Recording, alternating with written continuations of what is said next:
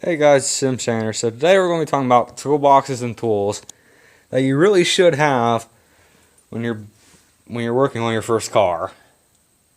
So we'll start off in here with crescent wrenches. These are very good at taking anything off from a various range of sizes. And they're quite cheap and quite easy.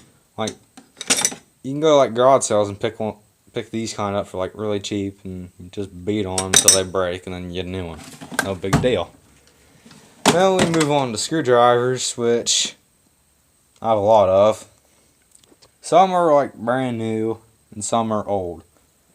Like these old ones here, you can pick them up at like a garage sale in like a random box, like $1 for each tool. And you just clean them up with a wire brush and they look perfect. Or you can go buy the cheap like Harbor Freight ones and just use those if you want to. But it's a good idea to have a lot of them, especially a lot of different lengths and sizes to get pretty much anything off, especially stuff you can't reach. Then we move on to pliers and vice grips, which are good at just plying on to anything and ripping anything off.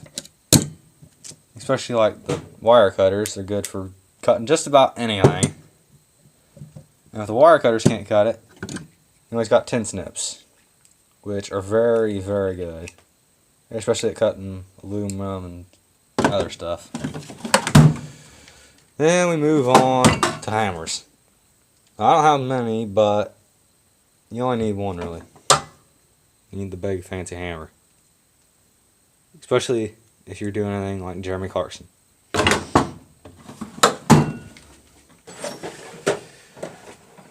Down more, we move to wrenches.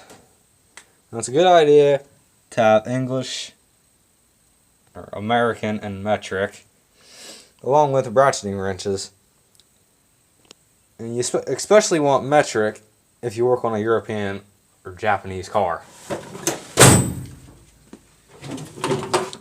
Here's like specialty tools and really big stuff. Like we got an inch big wrench and two 13/16, along with welding stuff, welding clamps and torch lighter, and the random like camshaft holder for my car. Because you'll eventually, if you do something stupid, you'll eventually need it. Then we move to the biggest drawer, the sockets. Now you need a lot of sockets, especially if you're working on a car. Now I got both American and metric. And I got a wide variety of sizes, including 1/2 inch, 3/8, and 1/4, along with Torx. If you work on any German or Swedish car, you definitely need these. Without these, you can't take anything off, pretty much. And you'll need your like extensions and universals and other stuff like that. But that's no big deal. Ugh. That's a heavy drawer. Then it comes to the toolbox. You don't have to have anything special. And this one is a bit beat up. But I only paid $2 for it at a garage sale. And that's where you want to go for a lot of your tools, especially when you're first starting off, like we have down here in this chest, which is really dark. And it's always good to have a light laying around whenever you need it. That works.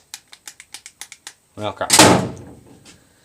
Anyway, when you're starting off, you'll buy tools like this.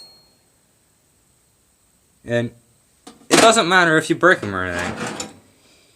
And if you break them, you just buy another bunch of them, because they're super cheap always.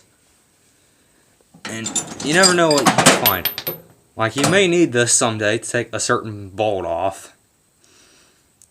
And you can always modify it to fit whatever you need. You can like cut it in half and make a super short wrench. And that's pretty much it on what you're going to need when you first start out working on cars. Because that's what I got, and It's kept me fine for now. Well, see y'all later.